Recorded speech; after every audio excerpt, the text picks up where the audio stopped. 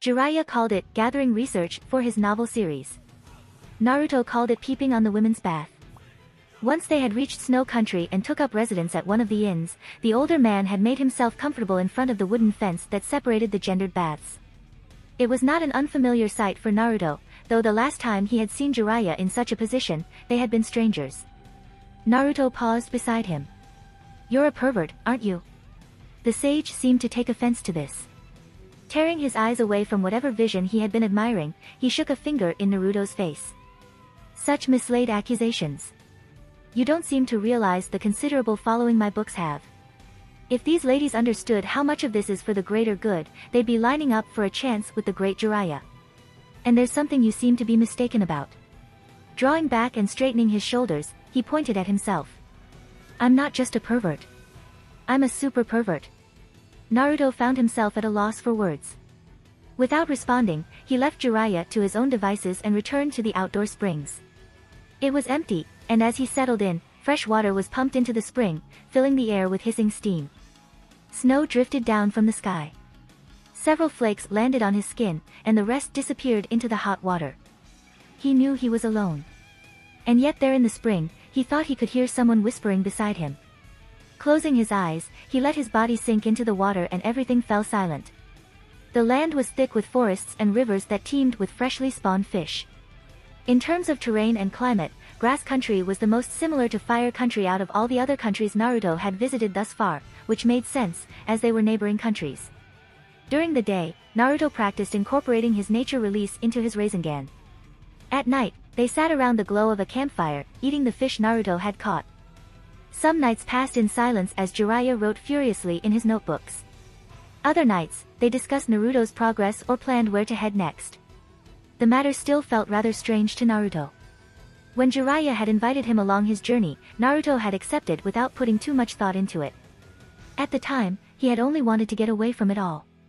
But as time passed and everything started to take on the faded glaze of the past, Naruto was beginning to wonder more and more what Jiraiya stood to earn from this. One night, as Jiraiya picked at his teeth with a fish bone, he asked Naruto about his parents. "I never knew them," was all Naruto had to say. Jiraiya wore a carefully guarded expression. "I knew them. Very well, in fact. You have Kushina's hair, but you look like the spitting image of Minato at your age. I can tell you more." "No, that's okay," Naruto broke in. A pause. "Are you sure? They're gone and knowing more about them won't help me," he stated simply. Once upon a time, Naruto would have jumped at the chance to learn more about his parents. He had used to haunt the archives, pouncing on even the slightest possible reference to his familial roots. But that yearning belonged to a past age, to a child longing for the possibility of what could have been. Now, the only thing Naruto was concerned with was the present and the reality that came with it. To survive in this world, he needed to grow stronger. That was what he kept telling himself, anyways. The fire between them crackled, its heat warming his face. Jiraiya lowered the fish bone from his mouth. "All right then. Tomorrow, we'll work on getting you an animal summons." "A toad summons?" "You can sign the toad contract if you want. Or you can try doing what I did to find the animal you have a natural affinity for." The next morning, as Jiraiya looked on, Naruto bit his finger for the blood offering. Molding his chakra with the appropriate hand seals, he planted his hand on the ground. Nothing happened. Several seconds passed in silence. Stroking his chin, Jiraiya looked bemused. "Ha!" Lightning flashed, thunder rumbled in the distance. It turned out that the land of lightning was a country of vast mountain ranges. Its name came from the year-long thunderstorms that lit up the clouds. Jiraiya's reasoning for their presence there was as follows: "I noticed you were using your lightning release to speed up your reflexes. But it's unrefined. And there's no better place to hone your lightning release than in this country." Naruto stood in the middle of a storm. He could see lightning fork out in the cold mist around him like branches of a tree. His whole body was tingling, he could feel the hair on his body standing on end. And then with a deafening boom, it struck him. Waves of electricity seared through every cell of his body. He was going to burst into flames, he was going to explode, and then it released him. Naruto fell to his knees, panting. Steam rose off of his skin. It felt as though someone had taken his lightning release, magnified it 100 times, and then deep-fried him with it. "Let's try that again," said Jiraiya. "How is this going to help me?" Naruto asked bluntly. Jiraiya made a low sound of disapproval. I've seen you wincing while using your lightning release. If it's hurting you, you're not allocating it properly. To do that, your body needs to grow accustomed to conducting electricity. And just how many more times am I going to have to be struck? Maybe a couple dozen times, I'd say. So your plan is to barbecue me? A flash of lightning lit up the sage's face as he stroked his chin in contemplation. Remind me, how many shadow clones can you make?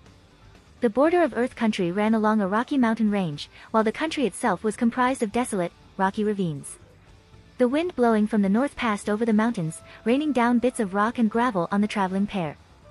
Here we are, said Jiraiya, balancing on a board at the tip of a spindly rock column. This is where we'll be spending the next few weeks. He failed to mention, however, that they would be spending their nights there as well. Whenever Naruto wearily nodded off to sleep, he fell and awoke to find himself hurtling down through the air. In the beginning, he came dangerously close to being speared to death, and was only saved at the last moment by an extension of Jiraiya's hair that grabbed him inches from the rocky ground. But as the days passed, his reaction speed grew faster and he started to use a wind jutsu to propel himself back into the air. And then as even more time passed, he stopped falling at all. When 3 days had passed since Naruto's last fall, Jiraiya declared that their training there was complete. Where are we going next? He asked, secretly relieved to leave. Sniffing the air, Jiraiya wrinkled his nose. A bathhouse. At Jiraiya's insistence, not all their time was spent in training. They made a day trip to tea country to visit one of their famous tea houses. The menu boasted an eel-infused brew that, according to the cackling sage, increased a man's vitality. Give it a couple decades and you'll understand, was all he said. They paid several visits each to the land of noodles and the land of garlic, where after a taste of the local specialties, Jiraiya declared, a frog in a well knows nothing of the great ocean. They were warmly welcomed in the land of Fangs, a country filled with mountains jutting from the earth. It turned out the daimyo was a big fan of Jiraiya's Ika Ichibuks. The land of birds was a warm tropical country filled with flocks of migratory birds from all over the world, and according to Jiraiya, with the most beautiful women in the world. In contrast, the land of frost was always cold and dotted with towering ice sculptures in the tundra. They continued to travel. The seasons slowly passed, sometimes in order and more oftentimes not, as they crossed borders.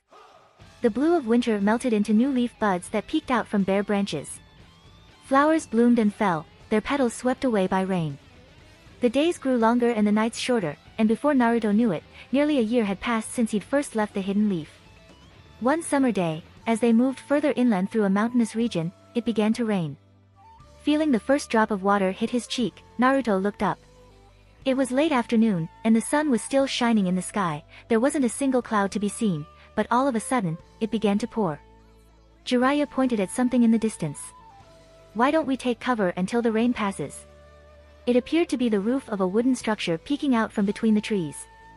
As the rain continued to pelt them, they took a beaten trail that turned into a stone stairway lined with unlit lanterns.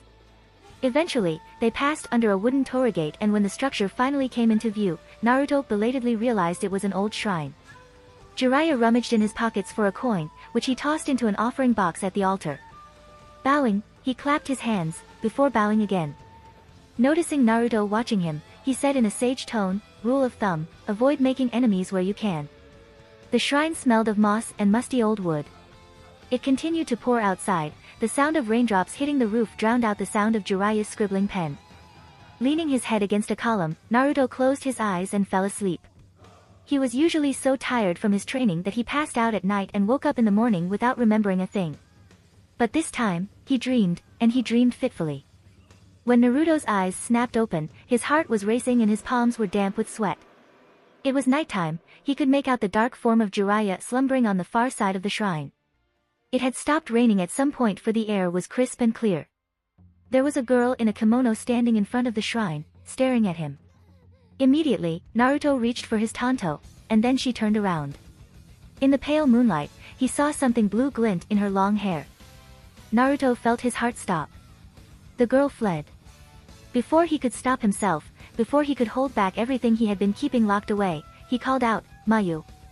Wait. She didn't stop. She was already at the torii gate before Naruto managed to pull himself together and began to give chase. Somehow, the lanterns along the stairwell had all been lit. In the darkness, their glowing lights appeared to float in midair, illuminating a path much longer than what he remembered. The girl ran impossibly fast. It was as though the wind carried her, her sandaled feet seemed to barely touch the ground. The air grew colder and thicker with fog. Finally, Naruto started to close the distance on the girl. She was right there, an arm's length away and almost within reach. "Wait," he cried out again, his voice breaking. The girl must have heard him, for she let out a ghostly laugh. She started to turn her face towards him, and then disappeared into the fog. His heels skidding on the ground, Naruto came to a quick stop. He spun in a circle, but couldn't make out anything. Almost fumbling in his impatience, his hands blurred through the seals, futon, detapa, wind style, great breakthrough. Naruto exhaled, all the air leaving his lungs in a single rush, and a strong wind swept through the area, blowing away the mist. It left him alone in a forest clearing, there was no one else there. As the rest of his surroundings came into sharp focus, he suddenly realized that the jutsu hadn't cleared up just the mist, it had cleared up his mind as well. His stomach twisted, and Naruto felt burgeoning disgust for himself. What was he doing, chasing a phantom from his nightmares in the middle of the night? Just as he was about to leave the area, however, he heard it, a faint rustling sound in a nearby bush. In an instant, Naruto moved. Reaching for a kunai with one hand, he lunged forward with the other and made contact. It was warm and had the texture of fur, and as soon as his hand tightened around it, it began to struggle furiously in his grasp. Paying little heed, Naruto yanked it out of the bush. It was larger than a cat but smaller than a wolf, with a bushy tail and a reddish coat. It was a fox, its pointy ears lay flat on its head, and it yowled angrily, flailing in the air before him. "What's the big deal?" it yelped. "Let go of me." "Was that you?" Naruto demanded. "It was just a little prank, I swear, no harm intended." Naruto reeled, and in a flash, it seized the chance to bite his hand. Letting out a startled cry, his grip slackened. Wriggling out of his hold, it dropped to the ground and disappeared with a rustle into the bushes. Blood dripped from his hand. Naruto stared after the bushes. Somewhere in the distance, an owl hooted mournfully. Letting his hand drop to his side, Naruto's legs collapsed below his weight and he landed on his back on the ground. With that, the rows of trees gave way to the night sky. The first thing he noticed were the stars. They glimmered, shining like scattered dust across a black sea. He thought of how far away they were, and how small he was in comparison. It brought back a memory of the first time Naruto had entered the academy. Nervous and excited, he had looked up at the sign that hung above the doors and traced the character for shinobi in his palm. The separate characters of blade and heart came together in a word that by definition meant to endure. "How do you deal with it, sensei?" "We endure." When the Nine Tails had been egging him on in the battlefield, that had been Kakashi's answer as well, to endure. What did it mean to endure? Did it mean to forget? He had thought that by traveling the world with Jiraiya, he would be able to fill the void in his chest. To this end, for the past year, he had tried his best to avoid thinking about anything other than his training and his new experiences. As he looked up at the stars, however, just for that moment, he allowed himself to think about what he had left behind, and his heart ached. "It's hard, sensei," Naruto said aloud. But there was no response. The great toad sage was waiting for Jiraiya in a shallow pool of water surrounded by giant scrolls. Here it is revealed. "In my dream, despite your perversions, you will manage to become a splendid shinobi. You will come to stand on your own 2 feet, acquiring disciples. One such disciple will one day bring about a great change to the world of shinobi. This I saw in my dream." "A great change?" Jiraiya repeated. "Either great stability or great destruction. The likes of which this world has never seen before. One of those 2 changes." "One of those 2? What do you mean?" The sage's right eye opened a crack, the dark pupil stared straight into what felt like Jiraiya's soul. "You will guide that revolution. And eventually, there shall come a day when you will be forced to make a critical decision. That choice you make, will decide which way the change goes." His mind churned with questions, the weight of the prophecy already bearing heavily on his shoulders. What do I do? In order to make the correct choice. In my dream you walked the world, writing books. Books. A flash of red sparked brilliantly in the puddle by his feet. Naruto's eyes narrowed, but he didn't stop moving. The fox had been following him all morning, making no real effort to conceal its movements. He had a feeling it had been on his scent for longer than he'd realized. As soon as they'd crossed from rice country into hot water country, Jiraiya waved Naruto off with a conspiring glint in his eye. I think it's about time I took off. Out of consideration for each other's sanity, they had taken to occasionally splitting off for a day at a time. Naruto usually spent the time training with his clones, and as for Jiraiya, well, he assumed the older man had his own needs to take care of. The path Naruto chose took him through a bamboo grove. Green bamboo trunks shot up from the ground, crowding the sky, rays of sunlight filtered through, reflecting off the trunks and lighting his way through the forest. Crack. His gaze shot to the source of the sound, but there was nothing there. While it was clear the fox was still on his trail, it was maintaining its distance, making it difficult to pinpoint its current location. Naruto wondered whether his previous summons attempt hadn't been as unsuccessful as they'd thought. The only question was, why had it not revealed itself to him? Judging by the lack of hostility, it didn't seem to have any malicious intent, notwithstanding its previous attempt at a prank. When he decided he'd had enough, he stopped. Come on out already. A summer breeze blew through the grove, and he heard the bamboo trunks crackle. In the distance, a bird whistled. Then with a rustle, the fox emerged from the thicket. In the daylight, Naruto was able to get a much better look at it. It looked like an ordinary red fox, albeit dressed in a black haori coat. To his bemusement, it lay on the ground and let out a yawn. What's for lunch? Judging by the tone of its voice, it was a male fox, though, the fact that it was talking at all meant that it wasn't an ordinary animal. Why are you following me? What is it that you want? When the fox didn't respond, letting out another yawn instead, Naruto raised a hand to the handle of his tanto. The fox was back up in a flash, his tail swishing in the air. Alright. I'll tell you, so calm down. Folding his arms across his chest, Naruto looked at the fox expectantly. With a delicate cough, the fox bent his forelegs in a stiff bow. My name is Amakuro. You summoned me here with that pitiful offering, and I've been following you to see whether you're worthy of signing my contract. That confirmed it, his natural affinity was for a fox. The irony of the situation didn't escape Naruto, and he had to wonder whether his being the Jinchuriki for the purported demon fox had anything to do with it. So why did you turn into my teammate? How do you know who she is? I didn't and I don't. The fox, Amakuro, licked at a paw. I was testing you with an illusion. You saw only what you didn't want to see. Didn't want to see, what did that mean? In an effort to clear his head, Naruto exhaled. Well, then. Am I worthy? Amakuro let out another yawn. No, I don't think so. You don't talk much and you're too violent. I'm going to pass on this one. Caught off guard, Naruto blinked. While he didn't know what he'd been expecting, it certainly hadn't been rejection that a thorn of irritation was starting to twist in his chest, and for some reason, that irritated him even more. He hadn't expected himself to care at all. Fine then. It was Amakuro's turn to look taken aback, as he said quickly, that's it? Just so you know, I'm pretty powerful. You're going to lose out big time by not signing a contract with me. I mean, where else are you going to get a summons as good as me? I don't need a summons, said Naruto. Or so he told himself, anyways. As he left the fox behind, he felt a sharp gaze trained on his back. But he could no longer hear anything behind him.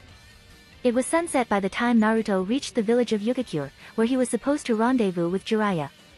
He hesitated before he stepped past the entrance gates, and then pushed his legs forward. Had it really been 5 years since he'd last visited this place? It looked almost exactly the same as it had back then. While there were a few new resort hotels, the hot springs and the crowd of tourists had remained the same. It was as though the incident with Haiden had never happened at all. Colorful lights bobbed in the distance, and as Naruto made his way toward it, he realized a summer festival was going on in the center of the village. Glowing lanterns dangled in the darkening sky. Smoke rose from the food stalls, filling his nose with the smells of fried dough and grilled meats. Some of the attendants wore masks as they strolled between the attractions. There was a stall with a pool full of glimmering goldfish. 3 children were huddled around it, and just as he passed by, one of them shouted out, "Look at that fat one." Something about the wording brought Naruto to a sudden halt. Everything was spinning, and for a moment, it was as though he'd been transported back in time.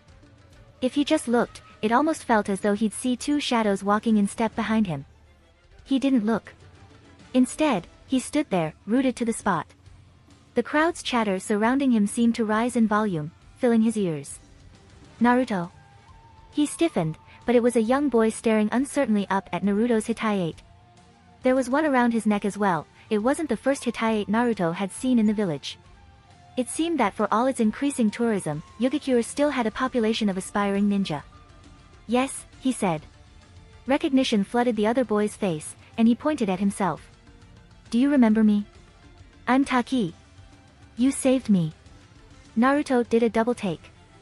In his memories, the child he'd saved in the midst of Heiden's slaughter had been barely older than a toddler, and yet the boy in front of him was already starting to lose his baby fat. While he was still shorter than Naruto, coming up to his shoulders, Naruto had a sinking feeling that he would soon be outstripped. It seemed not everything had stayed the same after all. I remember you, he said. The corners of his lips spasmed up in a shot at a smile, but from the other boy's faltering expression, it wasn't one of his better attempts. Where's the rest of your team? Asked Taki, looking around. Naruto felt his throat constrict. They're not here. It's just me. Oh. Taki stopped. It would have been nice to see everyone. His face brightened. Still, I'm really glad you're here. Hey, why don't you let me show you around? He hesitated. If it was anyone else, he would have declined. However, for this one vestige of nostalgia, he let the younger boy lead him around the village. As Taki prattled on about his life over the past 5 years, Naruto found himself becoming swept away in the account of the family noodle business which had failed, causing them to seek a better life in Rice Country. After another abject failure there, the family had recently returned to the village to start again. But I told my parents not to worry. Taki tapped the Hitayate resting around his neck. I'm going to become a top-notch ninja and take care of them. There was a quieter section of the festival, separated from the colorful stalls and the crowd's chatter by billows of warm steam that rose up from holes in the ground. A small shrine stood there, dimly lit by candles. What's this? Asked Naruto. He didn't remember seeing such a place before. Taki's face was solemn. This is where we remember everyone who died that night. My parents and I come here often to burn incense. In a flash, Naruto remembered that the boy hadn't escaped the incident unscathed, he had lost his sibling. Feeling the need to say something, he said, I'm sorry I couldn't save your sister. It had never before occurred to Naruto to be apologetic, but even as he spoke, he suddenly realized that he did feel sorry to the young boy standing before him. Taki shook his head. To be honest with you, I don't really remember her much anymore. He touched his hair, a long thin braid trailed down from the side, and smiled. The one thing I remember is that mother used to braid her hair. That's why I grew this out. So I don't forget. Naruto paused, debating whether he should say it. If it's any consolation, Haiden is dead. Rai killed him in battle. According to the reports, with his unique brand of immortality, Haiden wasn't strictly dead. However, the ANBU ops had gathered the separate pieces and sealed them away, so he was as close to dead as possible. Taki's eyebrows shot up. Far from the expression of approval Naruto had been expecting, he looked troubled. Oh. I see. So, he's dead already. Something about his tone seemed off, and Naruto asked, did you want to kill him yourself? I think I did, at one point. But... Taki inhaled. Don't get me wrong, I'm grateful he's dead. It's just, it doesn't really change anything. My sister is still gone. There's nothing you could have done about it, and there's nothing anyone can do about it now. Naruto didn't know how to respond to that. They spent a few more moments in silence in front of the shrine, and soon afterwards they went their separate ways. Bring the rest of your team next time, said the younger boy with a wave. The festival was still ongoing, and Naruto returned to the hubbub of the crowd. As he walked aimlessly between the stalls, he couldn't stop thinking about his conversation with Taki. Even though he had lost his sister 5 years ago, he had none of the bitterness Naruto would have expected. On the contrary, despite the hardships of his circumstances, the other boy seemed to have moved on with his life. It was such an alien concept to Naruto, he found it difficult to wrap his mind around. How could you smile while thinking of someone you had lost? There had also been Taki's response when Naruto had questioned whether revenge was his goal. It doesn't really change anything. On that, Naruto silently agreed. When he had transformed into the Nine Tails, he had flattened Haiden and sent the rest scattering. And yet, it hadn't changed anything. It was possible he had already understood this back at Gato's hideout, when Naruto had spared the Hunter Nin despite his role in Mayu's capture. At the time, he had questioned what had moved him to do so. But perhaps, he realized now, it was because he didn't blame him entirely for his teammates' deaths. The truth was that if Naruto had done his job as leader and ordered his team members back to Konoha, even if Mayu had hated him for it, they would all at least still be alive. However, he had caved in and stayed because he had feared their rejection. While many things had happened, in the end, what had cost him their lives was none other than his own weakness. Suddenly, Naruto realized something warm was running down his wrists.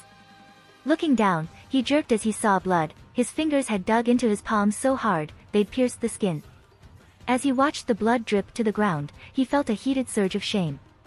Wiping his hands clean on the front of his pants, he thought to himself, keep it together. The abrupt sound of barking drew him out of his thoughts. It was an ugly, angry sound that shattered the cheer of the festival. Naruto quickly spotted the source. Near a food stall, a large black dog growled at a young girl, baring its teeth in a show of aggression. Down, boy. The dog's owner threw himself on the dog's back to try and stop it. Her face hidden under a mask, the girl backed away, her slight frame shaking. And then Naruto saw it, a tail appeared, poking out from the back of her robes. The dog's owner must have spotted it at the same time, for in a remarkable transition, his concerned face transformed into one of revulsion. He fell back and released the dog, which lunged for the girl, but the only thing left of her was a pile of clothes. Naruto glimpsed the back of a red animal scampering away, before it disappeared into the dark of the forest. Cupping his hands around his mouth, the owner shouted out, "And you stay away." A murmuring audience had gathered to watch the spectacle. Naruto took in their reactions, which ranged from confusion to utter disgust, before approaching the owner. "Is something the matter?" he asked. The owner, a heavy-set man, squinted suspiciously at Naruto's features. "You one of them foxes too?" "I'm a ninja," said Naruto, tapping his leaf hitayate meaningfully. Scratching his whining dog's head, the man grunted. "Can't be too careful with these things. Hadn't seen one around for ages. They're bad luck, they are, and thieves at that. If they linger for too long, you know that means something bad is going to happen. But you'll know all about that, I'm sure." "What do you mean?"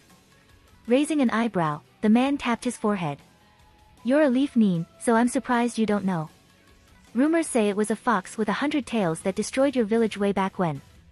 Beckoning towards his dog, the man added in a low voice, "After seeing that fox, you'd better watch yourself tonight." With the man's departure, the audience began to disperse, and soon, it was as though nothing had ever happened. The crowd moved around Naruto, their conversations fading in and out like waves on the shore. The stall was selling inarizushi, rice stuffed in fried tofu pouches. Naruto bought one, and bit into it, a sweet and yet salty flavor spread in his mouth, and he quickly finished it. His stomach gurgled, and realizing he hadn't eaten all day, he bought another one and scarfed that down as well. Once he had satisfied his appetite, Naruto was about to leave the festival, when a stray thought suddenly struck him. It was so simple, he thought. When you were hungry, you ate. He looked down at his stinging palms. The blood had dried and he could see it already healing. Letting his hands fall back down by his sides, he made up his mind. Naruto bought a box of the inarizushi and walked into the forest. The sounds and lights of the festival faded behind him, and he was soon alone. The summer breeze that brushed against his skin was cool, and the dark sky above was filled with stars. He came to a stop before one of the trees, and lowered himself on a knee. A wary voice came from the branches above his head. "What, are you here to mock me?" Naruto placed the box down on the ground. "I brought a better offering." A beat passed, and then with a rustle, the fox jumped down to the ground. Wearing a cautious expression, he examined Naruto's face, before dashing forward and tearing into the fried tofu. Clearing his throat, Naruto said, "Just so you know, I'm the Jinchuriki of the Nine Tails." "So you are." "Munch, munch. And I am a fox." Naruto hesitated. "What can I do to be worthy?" Rice sticking to his snout, Amakuro said, "You can start by getting me another box of this." Jiraiya had yet to make an appearance, no doubt, he was off doing more research for his novels, and so Naruto booked a lone room for himself in an inn that evening. Laying back on the futon, he looked up at the dark ceiling before closing his eyes. You saw only what you didn't want to see. He had thought about Amakuro's words all day, and after talking to Taki, he thought he had an inkling as to why he had seen Mayu on that night. Maybe he had known all along. Naruto had tried to let go of the past to endure, like Kakashi had told him to. He had tried to replace his team with his training, in the hopes that everything he was feeling would go away. However, even though he had tried to forget, the void was still there, as raw as it had been since the day he'd first felt it. How could you smile when you were alone? How could you endure when it was your fault? There were so many things Naruto didn't understand, no matter how much he thought about it. Even if he spent the rest of his life scouring through the archives, his sanctuary where he had once thought he'd unearthed the secrets of the world, he knew that he would never be able to find the answers he needed there. His heart was spinning with regrets and his head was spinning with questions. But at some point in the night, the smell of inner lingering on his clothes carried him to sleep. The next morning, when Naruto woke up, he found a note waiting for him. Sliding the door of the inn open with a clatter, he left the establishment. The sun was just starting to rise, the rest of the village was still asleep, and the air was still with silence. Blearily making his way to the village entrance, he spotted a lone figure leaning against the gates. As his eyes adjusted to the glow of the sunlight, the grinning face of Jiraiya came into focus. "We've got a long journey ahead of us," said the sage. "If you thought your training until now was hard, I've got something coming for you." Taking in a deep breath, Naruto rolled back his shoulders. And then with a nod, he took a step forward. If there was one thing he had learned over the past year, it was that there were still many things that he didn't understand. But he wanted to learn. In the 3 years since Gato's death, the capital of Wave Country had completely transformed from an impoverished state to a prosperous trading port. What had once been a ghostly coastal town now teemed with the busy activity of commerce and the background bustle of what it took to run it. While it was a change brought about by the efforts of many, no one could deny the role played by the construction of the bridge that connected the island to its much larger neighbor, the Land of Fire. Spanning the sea in a long unbroken line, the bridge culminated in an erected wooden post seared with the bridge's name. The Bridge of Remembrance. Tizuna, the master bridge builder, had stated in his opening ceremony address that it was in honor of the sacrifices that had made the bridge's completion possible. It was not out of the ordinary for passing travelers to observe a moment of silence before moving on to their next destination. However, one particular morning found a certain figure lingering before the post far longer than could have been considered proper. A tip-off muttered in the ear of a wave border official soon brought the man striding over to investigate. "Hey, you there! Don't you see the sign? It says no loitering." Drawing closer, he realized the vagrant wore a leaf hitayate, and came to a wary stop. I mean, do you have your papers, sir?" "Papers?" The ninja echoed, cocking his head. He was of average height, with cropped red hair, and wore standard, if bordering on threadbare, ninja fatigues. The official cleared his throat. "Yes, sir. Your customs papers." Even though it had been 2 years since Wave Country had officially tightened security around its border, there was still the odd journeyman who'd only just resurfaced and had yet to catch up with the changing times. "Right. My papers." Raising a hand, the ninja pointed at something behind him. "There, he's bringing it." Disapproval creasing his brow, the official began to turn around. "Sir, I recommend that you keep your own papers on yourself at all," he suddenly broke off, realizing there was no one behind him. Something low hummed in the air, and he looked back, but the ninja was gone. The official gulped. He had worked in this field for long enough to know the trees had eyes, and even though he knew the ninja was long gone, he began to make a show of searching the area. Frankly speaking, he hoped his transfer request would go through soon. Border duty was way above his pay grade. If Amagakure's claim to fame was its never-ending rainfall, Haku thought Konohagakure could put in a strong bid for perpetual sunshine. At the very least, he was fairly certain his skin had been irradiated more in the past day alone than in the last 3 months combined. The sunny climate, however, did not seem to be reflected in the personalities of the people of the Hidden Leaf, who wasted no time in making sure the incoming foreigners felt unwelcomed. "I'll bet you 100 Rio that's a girl. With an Adam's apple that size? 200 he's packing. That's assuming he hasn't already paid someone to chop it off." Haku colored, and Sueren levied a scowl in the direction of the howling group of Leaf Genin. "Don't pay any attention to these untalented wannabes," she said in a low voice. "Otherwise, you'll only be playing right into their Ajisai."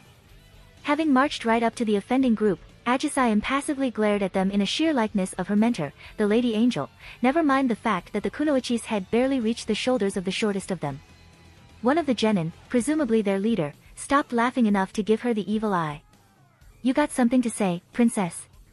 "If I were an ignorant leaf genin like you," Ajisai began slowly, "and couldn't keep my mouth shut around ninja from other villages whose capabilities I knew nothing of, I'd be very afraid."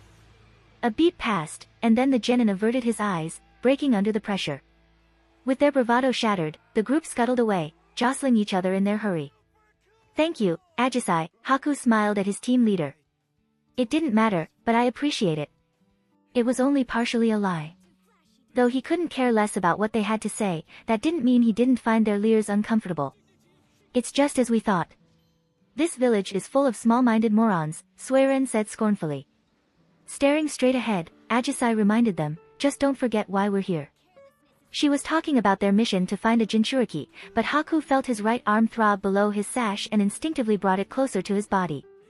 The memory of that day still woke him in the middle of the night, chest heaving and drenched in sweat.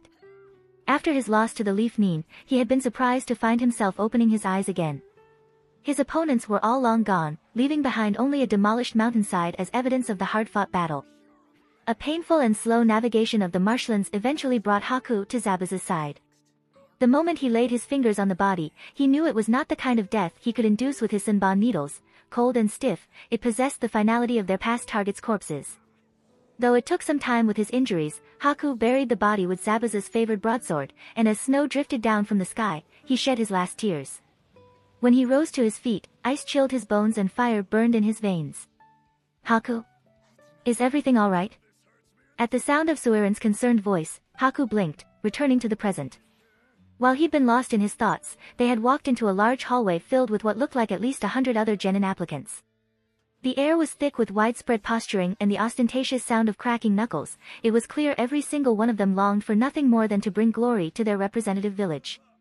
As always, lies came easily to him. Everything's fine, he said with a smile. I zoned out for a second, that's all. His teammates, as much as he had come to like them over the past 2 years, were no different from the others, in the sense that they thirsted to prove their village equal to the might of the Great Five. But none of that mattered to Haku. Glory, recognition, pride, with Zabuza gone, there was now only one thing that moved him day and night, and it was a name. Kakashi of the Sharingan. At the proctor's signal, the sound of pencils scratching on paper filled the exam hall. Blank-faced, Gaara scanned his paper. It took only a few seconds to know that he couldn't answer any of the questions, and a few more to realize the true significance behind the paper test.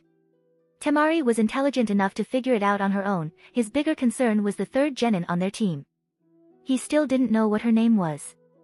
Leveling a glare at her, he saw her back stiffen in what could have been a sign of acknowledgement. Worst comes to worst, Gaara thought, I'll just have to get rid of her.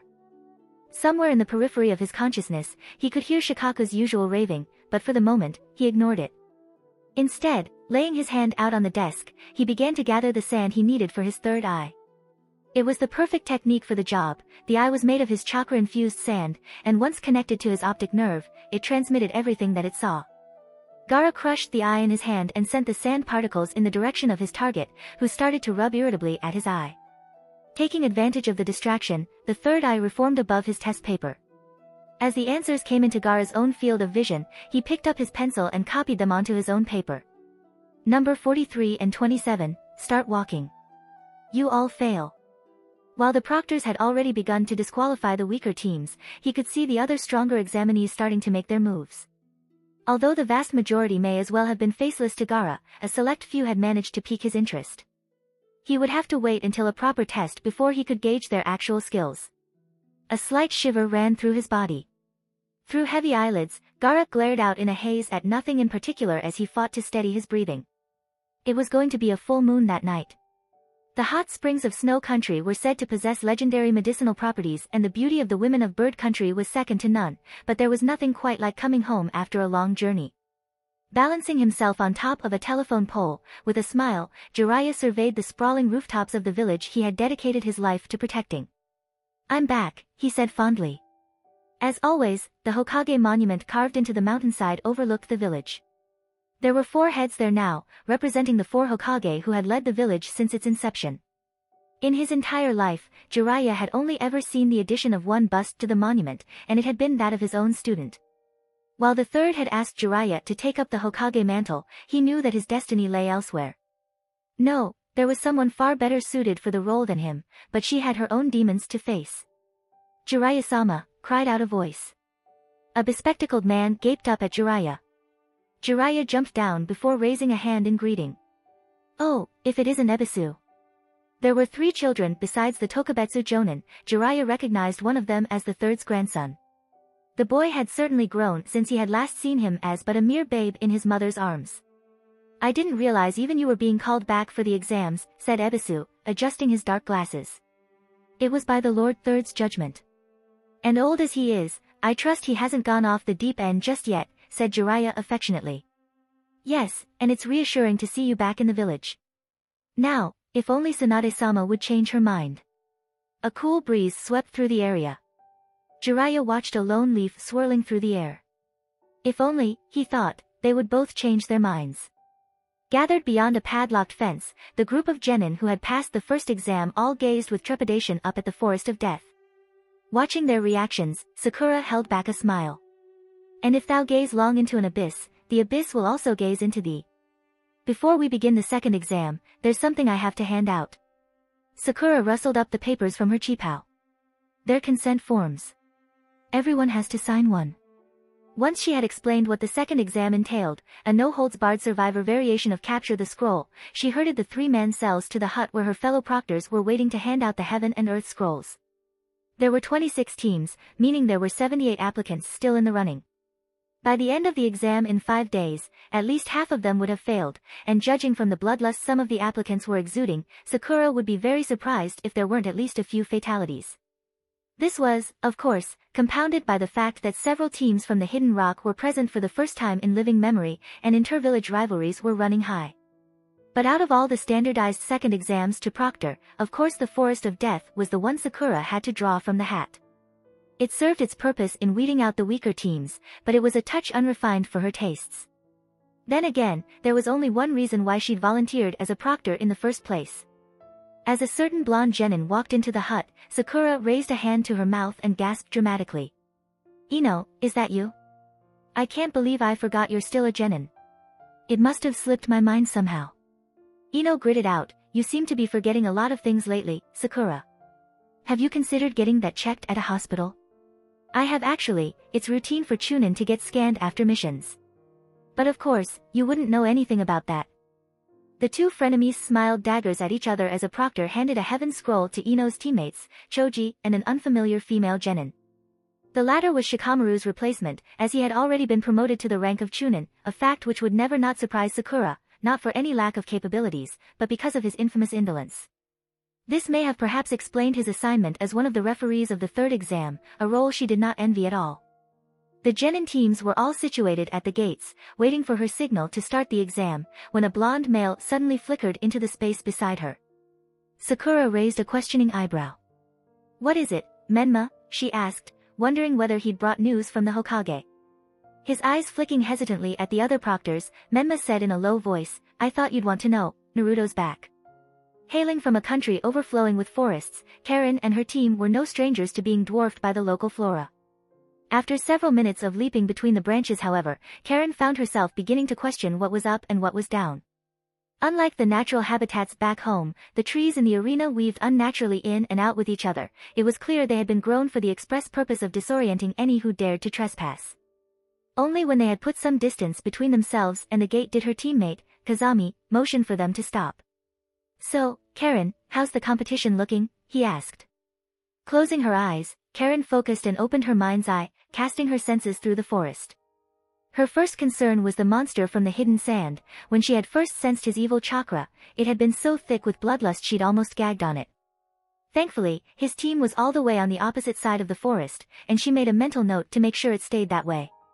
There were plenty of other strong chakra signatures in the forest, but what stood out to her the most was a vibrant one from the hidden rain. She'd sensed it before in the first exam and then gotten a glimpse of him just before the second exam began. He may have had a pretty face and an outwardly gentle demeanor, but chakra spoke no lies. It was as cold as ice, and she added it to her rapidly growing list of people to avoid at all costs. As had been her observation in her previous Chunin exams at Sunagakure, the Hidden Leaf made a strong showing with its participating teams. While none of them stood out as much as the previous 2 Karen had noted, they were all robust and for the most part, warm chakra signatures. She paused, and wondered where he was. He was already a Chunin and wouldn't be participating in the exams, but maybe he was in the village. If only, Karen thought, she could talk to him and... A beefy hand shook her by the cuff of her shirt, breaking her out of her thoughts. Hurry it up, said Burami, her other teammate, a man who was as wide as he was tall. Burami, Kazami admonished. Have some patience. I'm just giving her some encouragement, that's all. Despite how it may have seemed, Burami was still one of the gentler genin in Kyusugakure, for which Karen was grateful. If she had been placed in Team Shuror, the other grass team that had passed the first exam, she suspected she would have already been completely drained by now. Even as she thought this, Burami bared his teeth and bit into her arm. She winced, feeling the chakra leave her body. The next 5 days were going to be long. When the ANBU Ops Hiruzen had sent out to locate Naruto returned with the report that the boy was on top of the Hokage monument, he contemplated summoning him to his office as he'd always done. But it was a warm spring day and he thought his aching muscles could use a stretch, so he put on the Hokage's hat and set out at a brisk pace. He soon found Naruto seated on top of the second Hokage's stone head. Catching sight of his face lit up in the glow of the setting sun, Hiruzen came to a sudden stop. The resemblance to Minato is even more uncanny now, he thought soberly. However, he kept his expression carefully schooled. With their complicated history, he knew that any overtures of warmth would be duly met with a rebuttal. His usual smoking pipe in hand, he said, "So you've come back." Naruto inclined his head in greeting. "Hokage-sama." Hiruzen paused, noting that it wasn't just his features that had matured, his voice had deepened as well. It had been almost 3 years since he had last seen Naruto, meaning the boy was now 15 years old. He shouldn't have been surprised by the changes, but the way children seem to grow up in the blink of an eye always managed to catch him off guard. While Jiraiya had already given Hiruzen the rundown of their journey, he would have preferred to set aside an evening to discuss Naruto's progress. However, given the ongoing nature of the Chunin exams and the rampant presence of foreign ninja throughout the village, this was neither the time nor the place for it. The reason why I've called you and Jiraiya back is that the Akatsuki have been growing bolder with their movements. Their motives remain unclear, but there's no question that their main objective is to capture all the Jinchuriki. And you would rather the Leaf's Jinchuriki secured in your village than wandering outside, Naruto said drily. With a twinge of discomfort, Hiruzen recalled the voices of his council members echoing that exact sentiment. While I have complete faith in Jiraiya, I also have reason to believe that Akatsuki will make a move sometime during the Chunin exams. They're coming here to Konoha.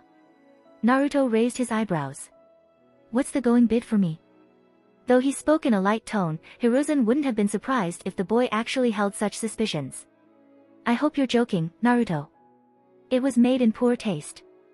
I apologize. Naruto stood up, and Hiruzen suddenly realized that the boy, man, was now taller than him. So what will you have me do? He asked, his tone resigned. Even as Naruto looked expectantly back at him for his orders, Hiruzen had a feeling that his mind was somewhere far away. The second test of the Chunin exams has just begun in Area 44 and I've already put operatives in place to report back on any suspicious activity. It would give me some peace of mind if you would lend me your strength and join them. It was the reason why he had approached Naruto, and judging from the other's expression, he knew it too. As you wish, Lord Third. Forming the tiger seal, Naruto disappeared. Left standing alone on the Hokage's monument, Hiruzen let out a sigh. He had a mountain of paperwork waiting for him at his desk, but as he stared out over his village, he allowed himself a moment's reprieve. While the intel on Akatsuki's latest movements was the most pressing matter, it was hardly his only concern. He had his hands full enough as it was dealing with the foreign delegations. The Hidden Rock had extended a hand of friendship towards the Hidden Leaf in spite, or perhaps because, of their long antagonistic history, a hand which Hiruzen shook only after carefully weighing the potential risks and benefits. He didn't know yet what the Tsuchikige's true objectives were, but neither he nor the world had forgotten the tragedy of Yasuga Pass. As always, you tell the Jinchuriki far too much. At least you're keeping him busy. I'm putting his skills to use, Hiruzen responded. The glow of twilight cast his lumpy shadow across the rock, and as he watched, a figure stepped out from it. Whatever you call it, said Danzo coldly. Lowering the pipe from his mouth, Hiruzen exhaled in a gust of smoke. Say what you would about his past actions, he did genuinely care for Naruto, who was as much Minato and Kushina's son as he was a Jinchuriki. Following the tragic demise of Team 7, he'd gone as far as to authorize his indefinite departure from the village despite strong opposition, namely from Danzo. But having confirmed with his own eyes that Naruto had indeed returned to Konoha, Hiruzen would never admit that deep down, he was relieved. Using hunger as a tool to sharpen the senses, the standard protocol for reconnaissance missions required a certain level of insatiety. But the journey back to Konoha had been long and taxing, and Naruto headed to his old haunt. As he picked his way through the village, he left a trail of destruction in the form of stunned faces in his wake. Judging from the double takes and the frenzied murmuring, he knew the news of his return would spread like wildfire to the rest of the village. It was a reaction that had once disheartened and frustrated him, but now, he felt only the faintest stirring of something akin to wistfulness. It was dinner time, and Ramen Ichiraku was as busy as ever. "Welcome," a young woman greeted him. Naruto recognized her as the owner's daughter. Tucci himself was tasting the broth behind the counter. As the other customers realized who he was, the hubbub began to quiet down. Perhaps noticing this, Tucci looked up. Catching sight of Naruto, he looked surprised, and then he smiled. "Will it be the usual, then?" Seating himself on a stool, Naruto was soon digging into a large bowl of miso pork ramen. He was draining the last of his broth when the soft thump off the flap sounded, letting everyone know that someone had come in. For a moment, the thick smell of ramen thinned as fresh evening air wafted in. "Welcome." Tucci brightened. "I haven't seen you in a while either." The stool beside Naruto clattered as a masked ninja made himself comfortable. "The usual please, Tucci-san. With extra garlic." "Coming right up." Tucci paused, looking at Naruto's empty bowl. "Will that be a second helping for you?" The standard protocol for reconnaissance missions required a certain level of insatiety. But the journey back to Konoha had been long and taxing, and Naruto nodded. "Yes, please." If you like this content, don't forget to like and subscribe. See you later, bye bye.